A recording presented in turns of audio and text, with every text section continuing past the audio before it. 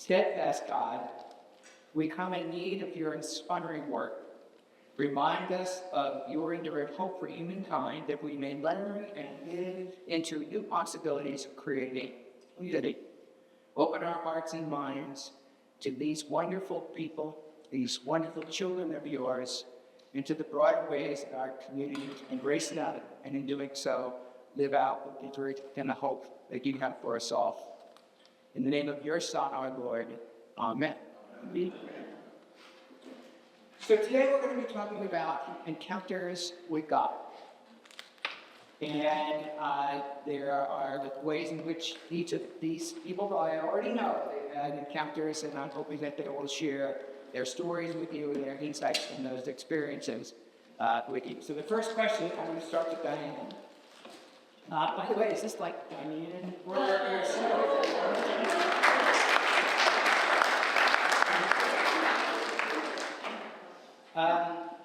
And I hope that before they answer the question, they'll just describe a little bit their experience with Emmanuel, how long they've been here, and what made you give us something like that. But my first question is about encounters with God. And the question is, would you describe for us how you've experienced God working in your life and share a specific instance or two when that has happened? Particularly interested in your sense of whether you were acting on God's word in your life, or whether you were acting in ways that sort of God came into your life en masse and forbidden. You get bonus points for talking about how you've experienced or encountered God in ways you did not seek and maybe did not want. Share out. Can we all see from where we are? Is it okay if I sit or standing? I feel like I'm just sitting. Oh, gosh, I got a little overwhelming through here. So first of all, Diane Holmberg. I joined Emmanuel in 1997, and it was because I was church shopping. We moved over to McLean at Kings Manor, and I was going to church very far away, and I was having to get up earlier on Sunday than I did every other day to get myself and Mary ready to go all the way over to Burke, Fish, kind of that area. So that's how I came here. But I also I chose Emmanuel for a couple of different reasons. When I was looking for a church, I really wanted to find a church where I could sing, and I felt like I was needed. As many of you know, I've had a lot of vocal issues. I wrecked my voice when I was 18. I have a scar on my vocal fold, so that's why when I'm hoarse like today, it's just 20 times worse. So I knew I was never going to come in and if they had a section leader and a sprint, they didn't really need me, is the way I felt. And I knew that that's where my heart is, and that's what I feel like where God uses me the most is through music. So when I came here and saw that the choir was not huge and they didn't pay section leaders, and I just fell in love with Emmanuel, but then of course there were the sermons, and then I'm like, oh, this is my place. And I was not Presbyterian, and I just have embraced it. I can't believe that I think I was Presbyterian my whole life. So that's enough about me, but I was struggling of what to really share. And I think I have to share this story because when I was in college, I was going to the University of Tennessee, and I had really gotten into the party when I was a freshman, mainly because I had lost my voice before I got to college. Singing for 2 years, and Six Flags over in Georgia. So we were doing 5 shows a day, 6 days a week. So that kind of tells you that I shouldn't have been doing that at 16 and 17 years old. Note to any of you with grandchildren or children that sing. Anyway, so I was at Tennessee, party, fun, and I was going home for a break. I'd gone to summer school, and this was between my junior and senior year. And unbeknownst to me, a weird movie kind of caught me, and it was the movie Oh God. If any of you saw that, it was George Burns was God, and I watched it in a state of not feeling that great on a morning after at someone's apartment. And I watched by myself, and the whole drive from Chattanooga to Atlanta, I thought, wow, I never, because the whole thing was thank God. If you remember that movie, I can't believe I even remember this, because I'm talking about it. And I drove home, and what would I do? Thank God. And I couldn't stop thinking about it. And I got home, and my mother and sister, all of us went to church growing up. So I always had to go home and go to church with my sister. So we're there, I guess we're having lunch, and I said, you know, I really feel like maybe I need to go back to church, you know. And she goes, well, you should. When you get back, just look up, you know, some of the Christian groups. And I said, there are no Christians at Tennessee. And she looked at me, of course, like I had 5 minutes, which I did. And I'm like, you know, there's a billion Christians at Tennessee. And I got back, but you know, I wasn't involved in any of those kinds of groups. So it wasn't that I was saying nobody was a Christian, but I just didn't run into that kind of culture. So I prayed about it a lot over that break. And that, I think that might have been Christmas break by that time that this conversation happened.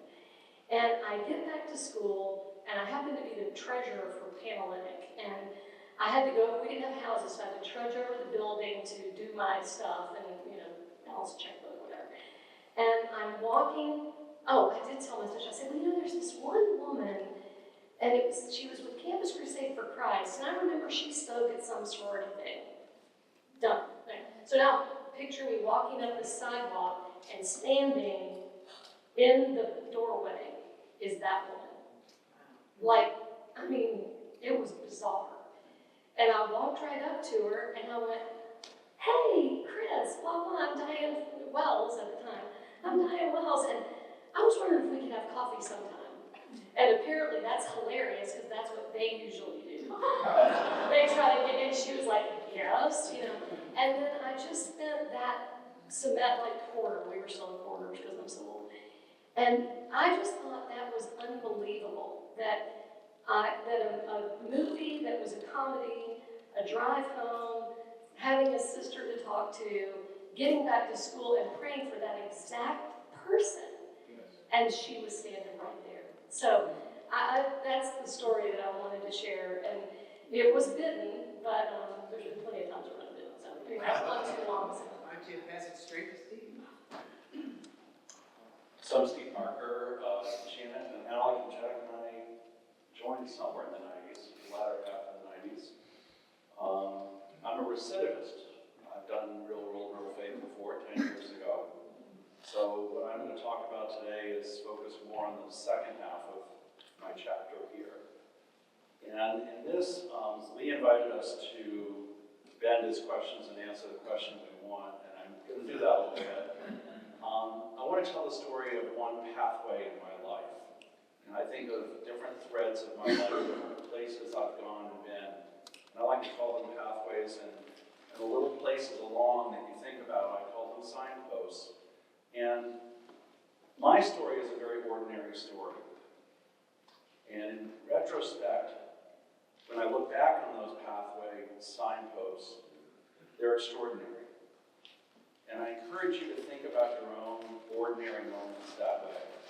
And events like this help us to think about and reflect about what that means. So, signpost 1, I'm 5 years old, and I saw something on TV that bothered me, that upset me, and I went to bed and cried. My mother heard me, she came in and comforted me, and I felt ashamed for crying, and I told her that. And she looked at me, and I'll never forget what she said. She said, do not be ashamed of crying for somebody else's suffering ever. And it just, it's one of those random things that stuck with me. Signpost 2, high school. Very meaningful in one way, very missed opportunity in another way. Drifted through high school. The only thing I ever thought I wanted to be at that time was a minister. Drifted away from it, don't know why. Very unintentional experience, but at the same time, unbeknownst to me, I also had the best job I've ever had, and I didn't even think it through as to why. And that was working in the summer youth program, teaching them sailing. And I loved it, and I loved working with the kids. Number 3, coming to Emmanuel. Janet and I hadn't been that much involved. I think Janet did something in the building. But we were both kind of distant, and I was told if you weren't active in the first year, you'd never be active. Well, it turned out not to be right. But I went to Gailey Einstein, our youth minister, those of you who have been along here long enough remember her, and I said, gee, I'd like to be involved in youth ministry. And I think I was thinking maybe, my own stupid way about that job I love so much, and I've done some other stuff. And I said, I'll do whatever you like, just don't put me in the high school Sunday school room. Yeah. Mark Feller and I taught the first day, was the Sunday after 9/11. We had dozens of kids in there. And we were flipping through the Bible trying to find something that would explain why 2 airplanes killed thousands of people. And after a couple of weeks, I called John Sunday and said, I think I suck at this. And John said, maybe you do. But if you show them you care, and you're true to yourself, you show them who you are, you'll be fine. And I did that. And it was one of the most meaningful experiences I had. Alec and Jack kicked me out. They wouldn't let me stay in when they came into high school. Diane was one of my great successes. I helped recruit her to succeed me. 3 of the students in those years are still involved in some of the work that I'm doing now. I'm very proud of that. Number 4. I retired at age 58 after 32 years of practicing law. And I decided I wanted to up my game with youth. I wasn't sure why, but I just thought this is something I might like to do. So I walked into that same room in 2017 and proposed to the Youth Ministry Committee that we try an experiment here in which we promoted intergenerational connection. And Lindley Ogilvie was sitting to my right, and she looked at me, and I kind of knew her the way you know people at Emmanuel, but not well. And she said, I see what you have on the agenda. I don't know what you're going to say, but I'm in.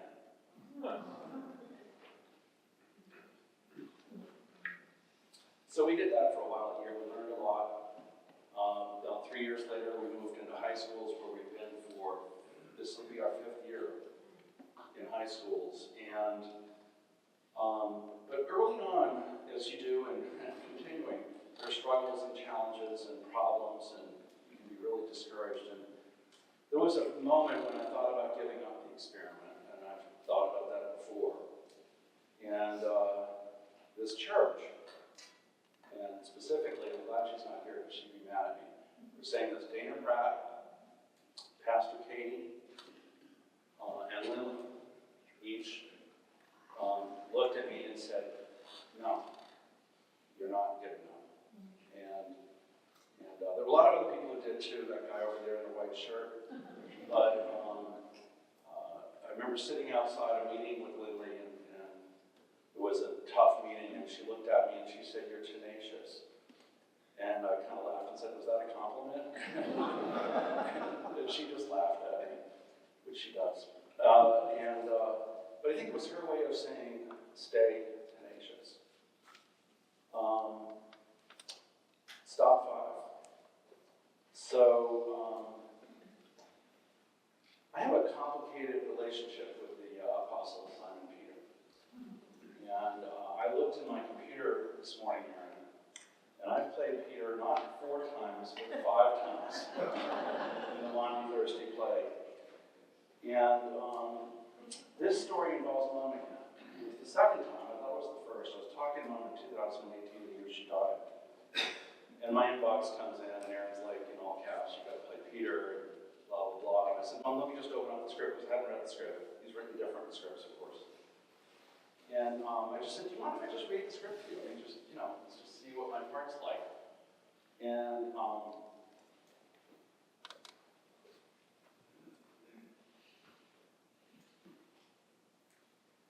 I read it, and I started crying. It said, among other things, the part that really got me was where Peter is with Jesus on the beach, and Jesus says 3 times, do you love me? And each time Peter says, you know I do. And he says, feed my sheep. And what was weird about that episode is every time I practiced that play that spring, I cried. And I cried on the stage or sanctuary. People came up and said, you were so real. Not that good an actor. So,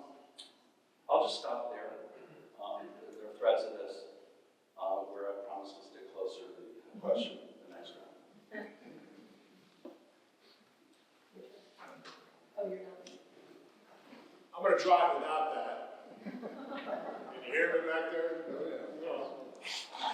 So is the camera picking you up? Oh, you're careful, camera's got it. You know, sometimes when you're sitting by yourself for an extended period, a lot of things go through your mind that sometimes we keep tucked away. Especially when you're sitting with someone who's dying.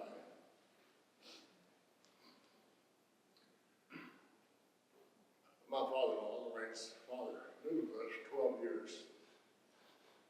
Died this fall. She did a great job all the way down the home stretch, and I feel like I did my part. It was one of those places where I felt like I was faithful. You know, we said we'd take care of him, and we did. All the way to the end. But those hours and days, sitting vigil, bring death up close. Most of us spend time sort of walking quickly by the closet where we keep that reality. And there I was sitting there hour after hour, day after day, in the very shadow of the valley of death. And we're all in our own faith journey. We're all sort of in some way in relationship with the ever-present, unfolding divine. But when you get real close to death, it reaches into a part of us where faith lives, where the divine lives. And as I sat there, caught in that liminal space between life and death, and in a way, the end of the world as we've known it, it's around him. And it may be that death is the most fearful thing. And I would say, when we don't get comfortable with death, we never get comfortable in life. It's where we're all headed. And how we know, how our faith fills us, is how we do that fearlessly. And, you know, my recent encounter with the divine, up close and personal, was once again grappling with my own temporariness, mortality, sort of vulnerability to the void. And often, as I said, we hustle by that kind of, we don't want to dig into that much. But at that point is ground zero for your own faith, for your own relationship with the divine. When all the props are taken away, there we find ourselves. And I find that getting close to death brings me so close to God. It's like it's just paper thin between us. And so, the last time I was really overwhelmed by the power of the presence of the divine was as I sat there hour after hour, day after day, celebrating the shadow in the valley of shed death.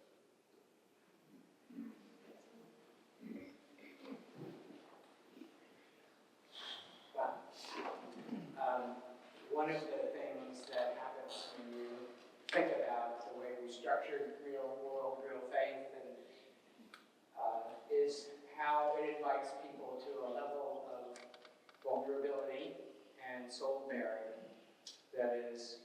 extraordinary, and we're a community that shares that with ourselves. But these are acts of courage and daring to be talking about this stuff. So, thank you. My next question relates to something that this church does with some regularity, and we still struggle with it. It's discernment. For many people, discernment is the hard part. When is God at work in your life, and when is it your own needs or yearnings that are at work in your heart? How do you sort that out? I'll go back to you.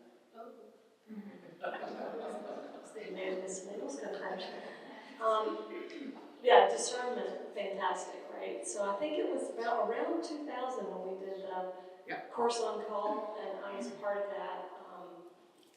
Steve was in that class, and that was an amazing experience. Just through, there was a group, we did the Course on Call, then we did another thing with the pastor.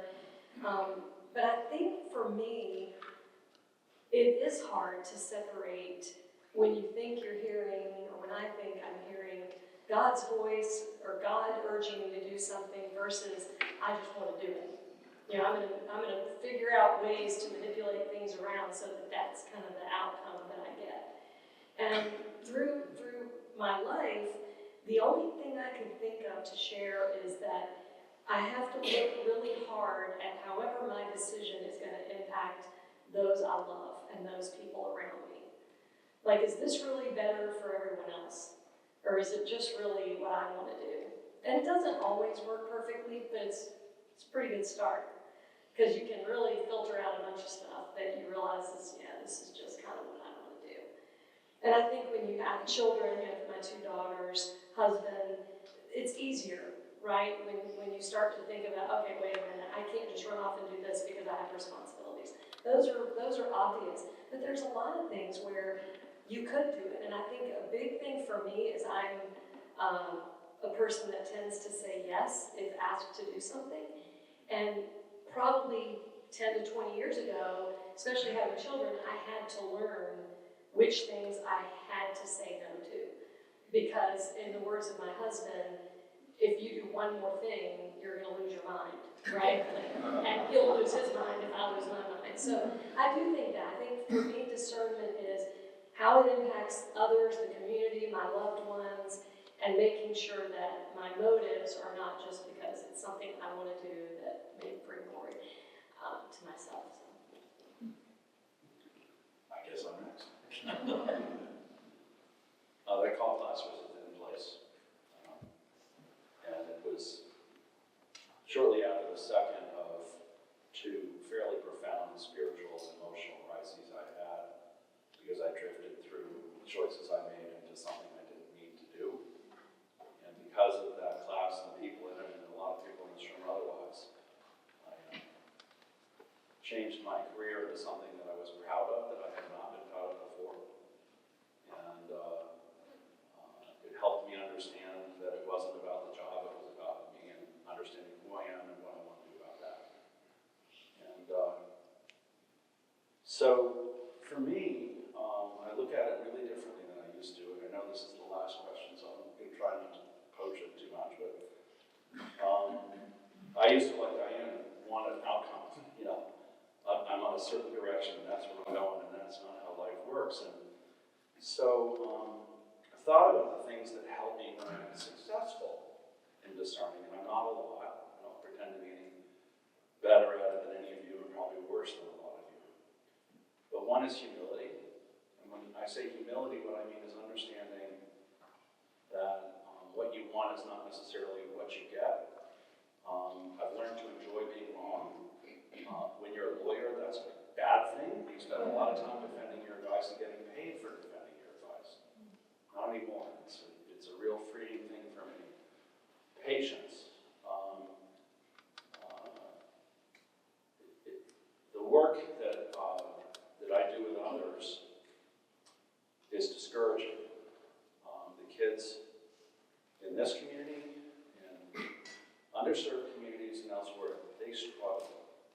Commit significant mental health issues, disillusionment, distance, anxiety, lack of information. And you it's hard to see the distance between what you do and what you want to do. Yeah, Elizabeth Lovel's nodding her head.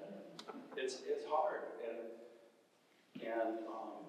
patience and some of that humility and helping you understand that maybe the outcomes that you're trying to achieve may not be what you expected to. What I wanted to do during this period of my life is what I'm doing, but what's actually happening this year or last year or next year is radically different than what I expected. And Glenn and I were talking about this a little bit last week, and I was reminded after we chatted about a quote that I heard once from John Quincy Adams when he kept introducing a piece of legislation in Congress. He was a congressman. It kept failing. It was on slavery. And he said, why do you keep doing it? And he said, the duty is ours. The result is up to God. And so I've focused on that a lot. I've thought about, the effects that what we try to do has, and I'm realizing it's not necessarily always in the places that I expected. And yes, there is the starfish story, if you haven't heard it, the grandfather who is on a beach with his grandson, and then he's throwing the starfish back to the water, and grandson looks at him and says, Grandpa, there's so many starfish here, you can't save them all. He says, well, I'm saving this one.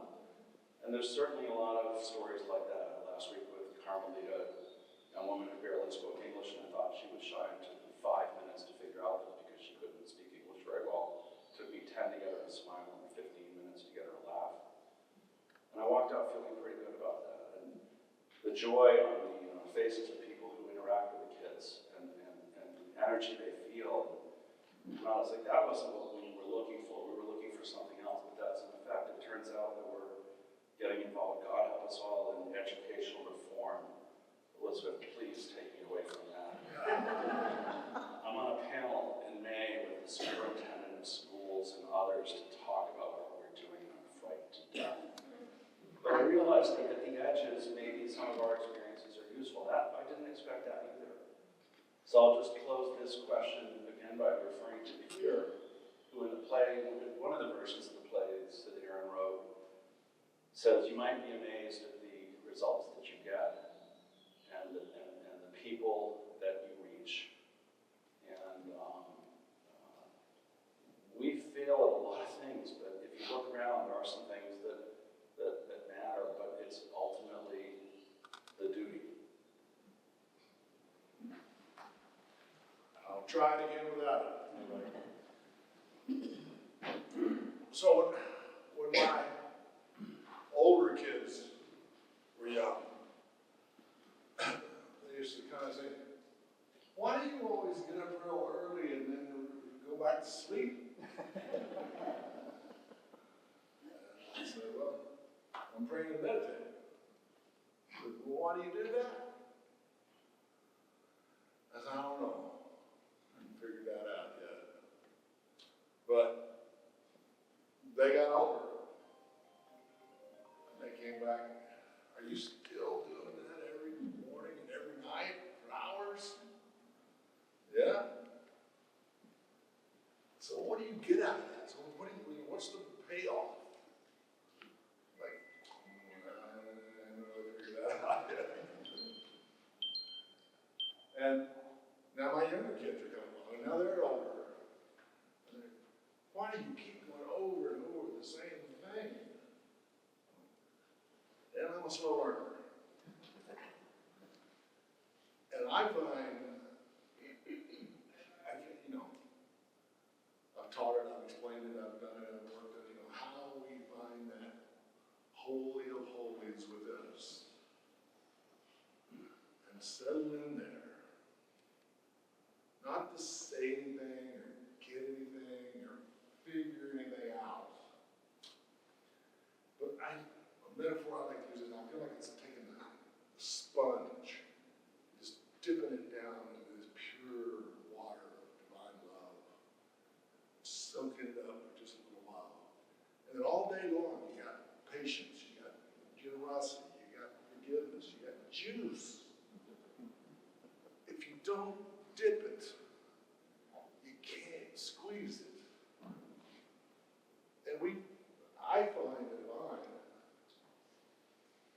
up before me every morning, waiting on me. And I still don't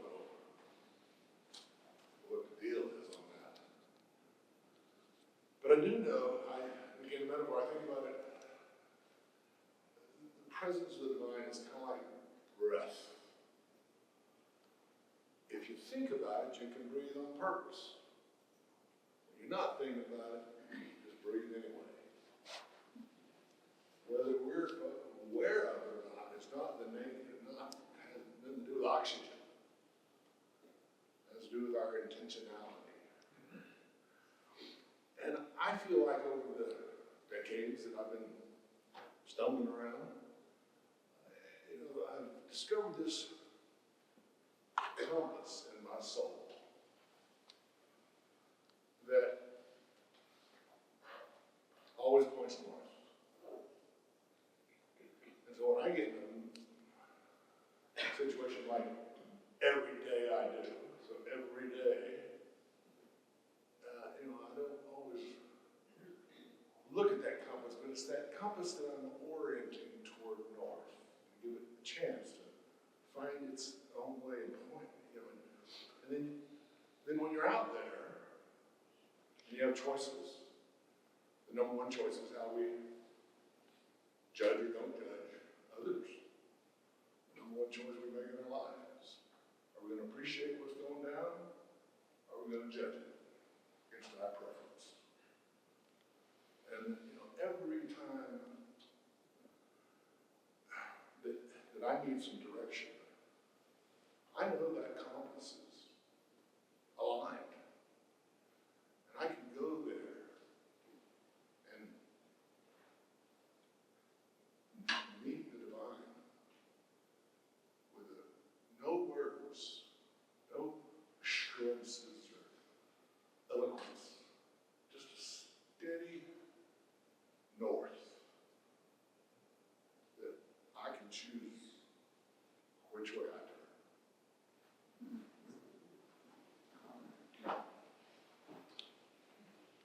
This is the easier one. For many of us, some of our most palpable encounters with God come through other people. So I wanted to invite you to tell us if you've ever experienced God with other people, and maybe some of the people who belong to this congregation in particular. So we'll just switch that this minute. Okay. This is the easy one. Yeah, so, the person that is obvious is my mother. So, I was so blessed to have a mother that had a very strong faith. When she was about to pass away, but we didn't know that, she had bypass surgery, and my niece was in the room, who's only about 7 years younger than myself.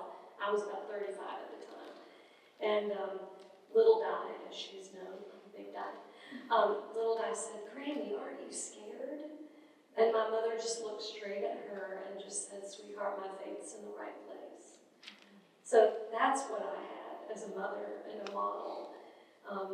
But I can't say it, there's nowhere else on earth that I have been more affected by people than here.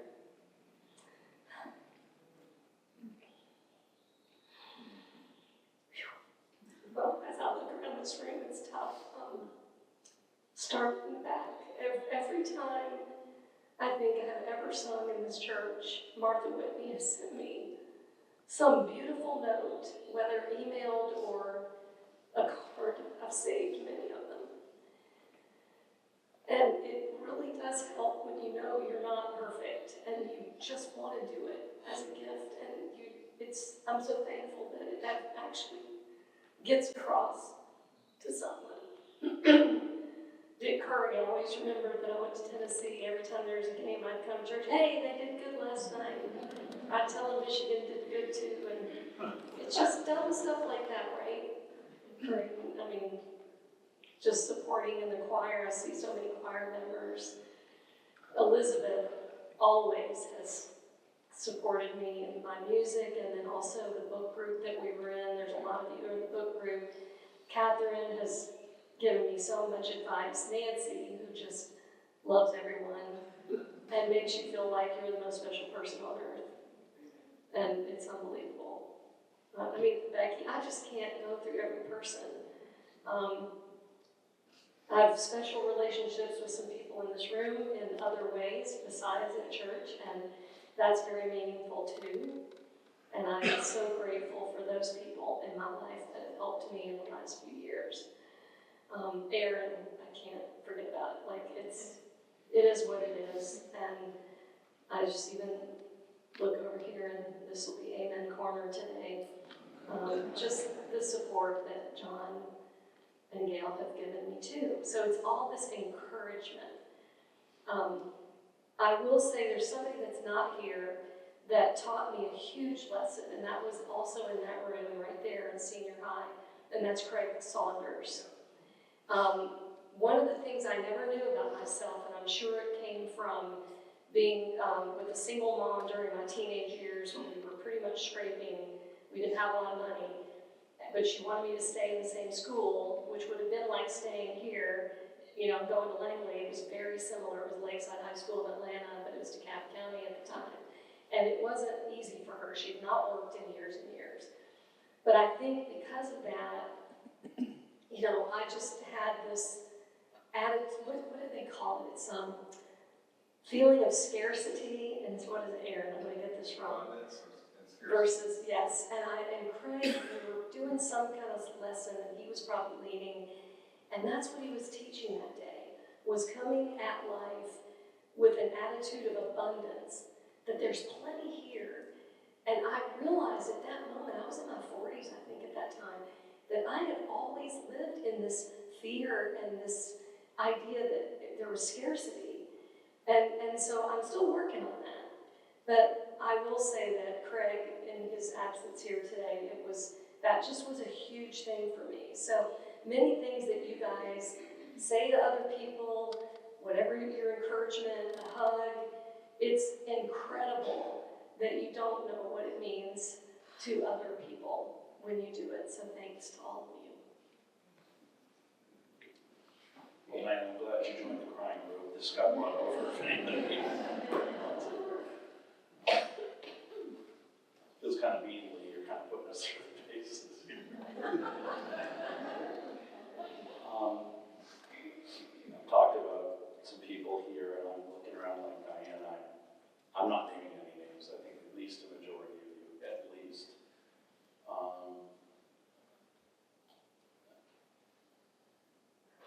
I say this, you know, actually twice. Once, we're all Peter. Peter was a screw up. He was a betrayer. He didn't get it. He was one of the disciples. Jesus was gone, if you will, and disciples were heading to horrible ends, and wasn't clear what the future of Christianity was. And Peter gave a speech early in Acts, kind of random speech, but somebody heard it. And that happens to me with you all the time, both ways. And I think it's our job to inspire each other. And a word that's become increasingly important to me when I use all the time is community. And I think of Dan Thomas, who used to say, don't tell me you worship at home by yourself. You need to come in here and together praise God. And the older I've gotten, the smarter I think that comment is. Our job is to inspire each other to be closer to each other in God's name. I can't think of a single story in the Bible, with the possible exception of creation, that didn't involve one human being in another. Not one. And I think that's not an accident. So we're also all Moses. And what I mean by that is that, you know, I like to say this, and others have heard me say it a lot, is that apparently that time bushes burned not infrequently. And Moses was the guy that stopped and saw God in the bush. There are bushes burning in this room everywhere. And the question is, do we encourage each other to stop and talk to God and each other? So, on people, I won't talk more about people in this room. I want to mention a few others. One of the unexpected results of the journey that I'm on now is just dealing with these amazing people. People who are leaders in nonprofits that do great work. They they suffer and fail too, and they still persevere, they inspire each other. The people I'm lucky enough to work with, one of them is sitting next to Janet Lou Jacobson, who is at Temple Road of Shalom, a future partner of ours, along with some of the others around here. McLean Baptist, McLean Islamic Center, and United Methodist, people who just want to jump into this, and obviously Manuel. But the team, Lusa, been doing this work for decades for youth doing, he's an MIT trained economist, you can reach your own conclusions about what that means. But he loves the work, he's a geek, but he loves the work, and our best conversations are on the topics of who we are and what that means. And Leslie Spidell and Jim Sievers, you can read about them on our website, just extraordinary people, but I want to stop for a minute on a woman named Stephanie Stewart. And she is a teacher at Herndon High School. She was an accountant for years at a big accounting firm, went into this, and there have been so many times she's the person we primarily work with there. And so many times that things have just been awful. Some of our, I think Hunt and Bill and Wally were there, Katie Moore was there.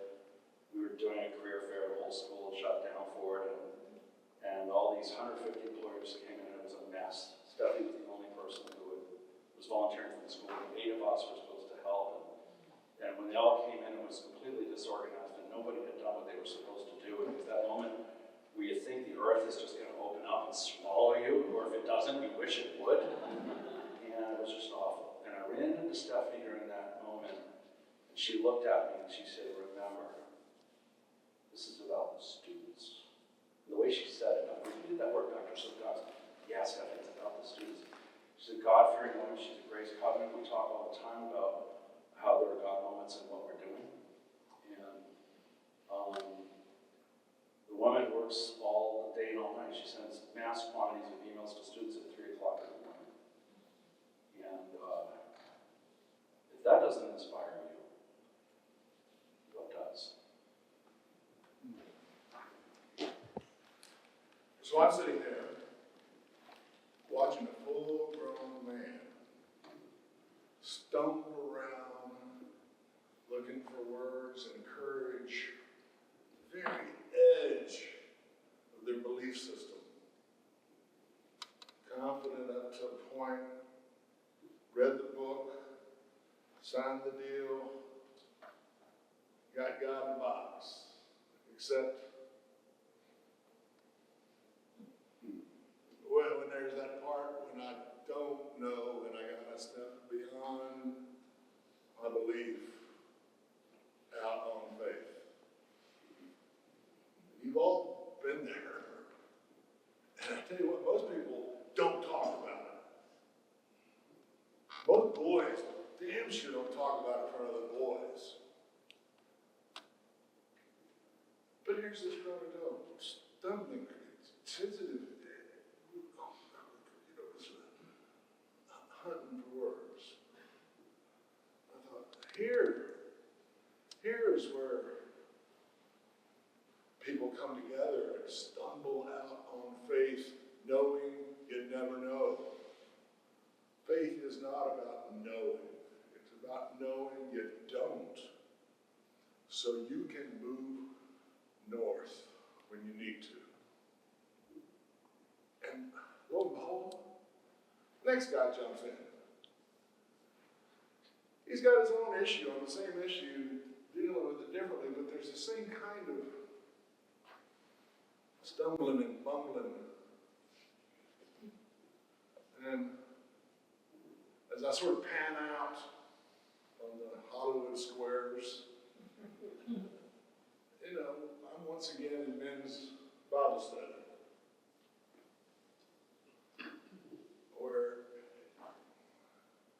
Where we have this safe place to not know, to stumble around in faith instead of confidence. And just real quick, it's kind of like that. If you're a regular participating in men's group,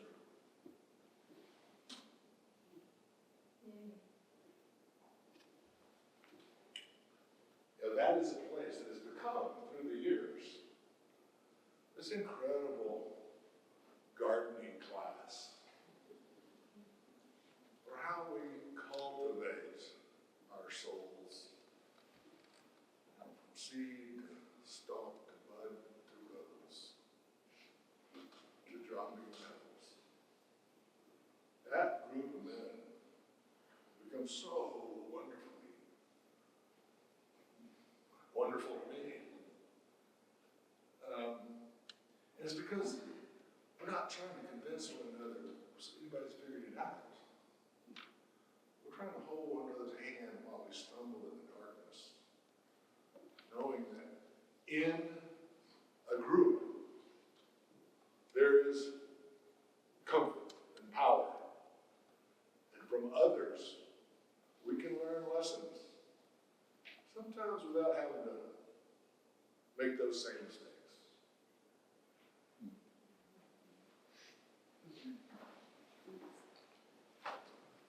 Last question. How have these encounters changed you, and particularly over time? Do you feel like your sense of your encounters with God has changed? Steve, I'll let you go first, since we're mixing things up. Yeah, also this question is my fault, I asked for it.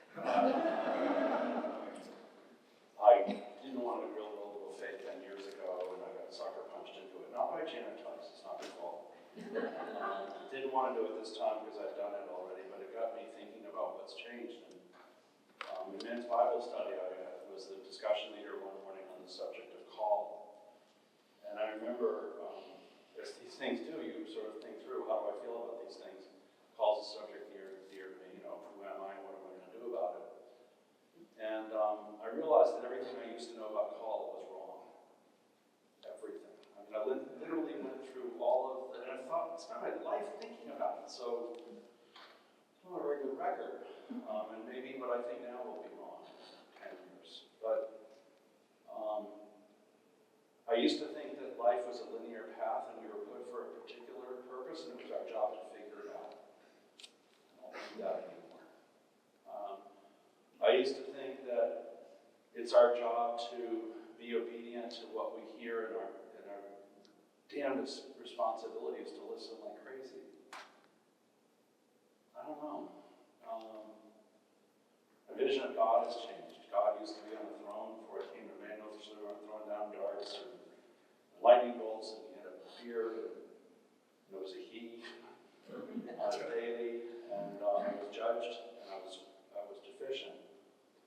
And then I found Emmanuel and learned what the word meant. And God wants to be in relationship with us. And you know what else? God changes, in my opinion, because we change. You know, if it's a relationship, you have to affect each other, right? I mean, maybe God's constant, but God changes in response. I mean, we have these arguments about what's the difference between the Old Testament and the New One. I reject the old one. It's God. And so I think my life is a conversation where I usually don't listen, but sometimes I get hit upside the head by a 2x4. Sometimes that results in a profound spiritual or emotional crisis. Sometimes it's just an amazing moment with another person. And so I think of the sermon Aaron gave us 2 or 3 weeks ago, where you talked about you find what you look for. And worked in a law firm for 32 years, and I vowed over time, and I told young associates this: no matter who you're working for, no matter what you think of them, find one thing that you admire and hold that out. So I'm reminded of a great line Aaron shared the other day or a while back. Guys in a room with a crowd of people, one of them was just a complete jerk, and he walks out, and the guy looks at the room and says, "That was Jesus in his least recognizable form." And I'm looking for the wonder in people much more now. It's easier to see, honestly, people who want to help you, they're probably a little bit more likely to be likable than lawyers, but I still, I look for it and I learn and I find that God approves, and then I forget. And we go all over it again. And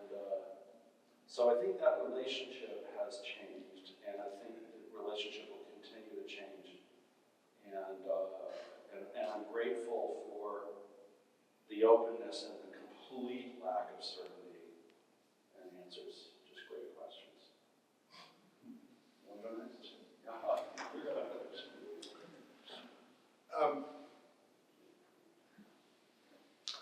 I had a situation the other day. I'm sure you've had versions of it. I planned this whole thing pretty tight, and then all of a sudden the rent car was not ready, which meant I wouldn't get to the bus to pick up the person I needed to get to the thing where we were going to do the thing, which meant the thing, and I could feel myself, which I have done from time to time. In general, I'm a very easygoing guy, until I'm not.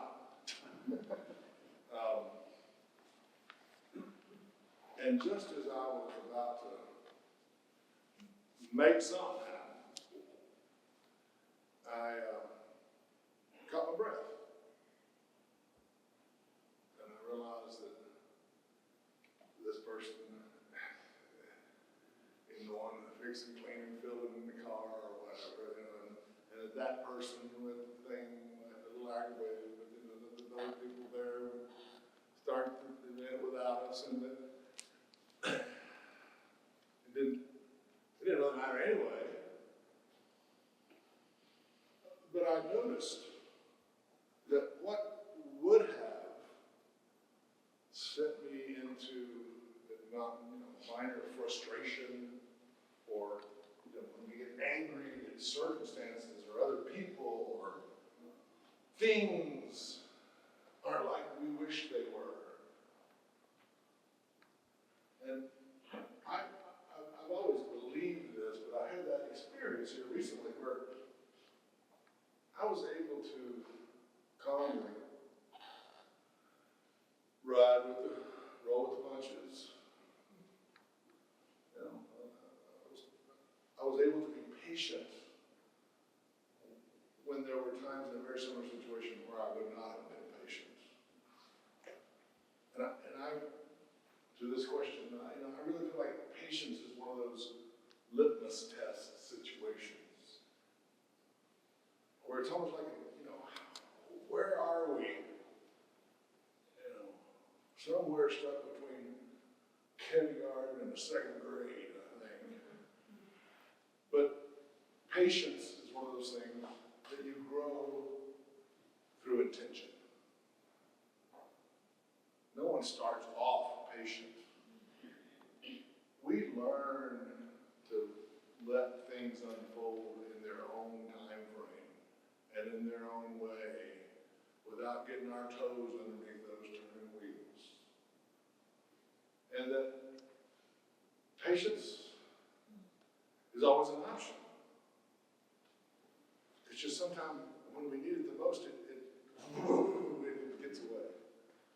And then we have to run some sort of routine, emotion, logic, behavior, blood pressure, until we sort of realize that muffle that one again. So when you're looking at, when I'm thinking about this question, the growth over the decades, I feel like patience is that litmus that says, I've got a lot more patience. I am much more willing to let God handle things than I used to be. And that things take time. And my time frame is often not accurate. It's what I wish it were, but it's not an accurate description of how long it takes that mud to turn into a rose. How long does it take to have someone say they're sorry? How do we learn to wait, letting things unfold without ripping the paper off, birthday box? And so when it comes to, I think I'm a lot more patient than I used to be. And I hope that I will continue to grow in that way.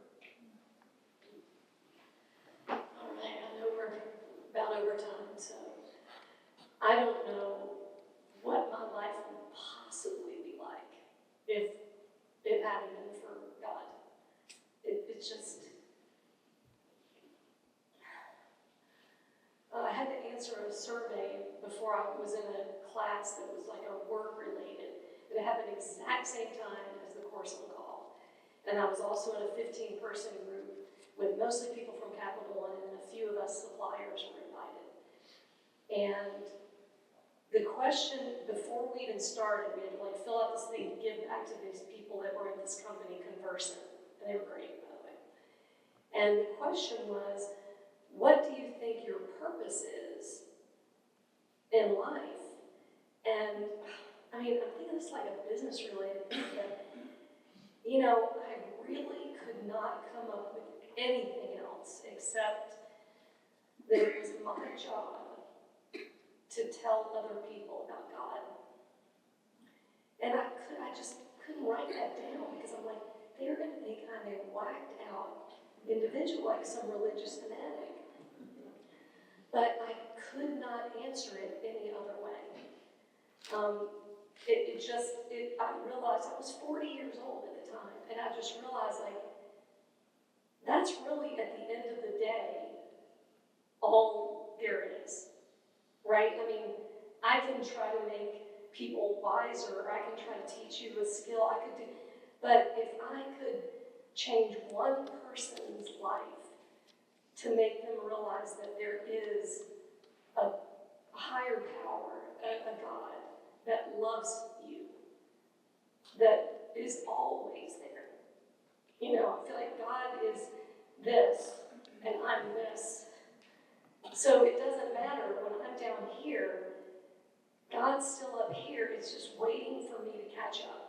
And I don't really think I'm actually above, I think I'm just this. I think God's there. I'll retract that first statement. The other thing I had to answer was, what do you think, this is a great one, y'all can take this home with you. What do you think you bring to a room that isn't there until you're in it?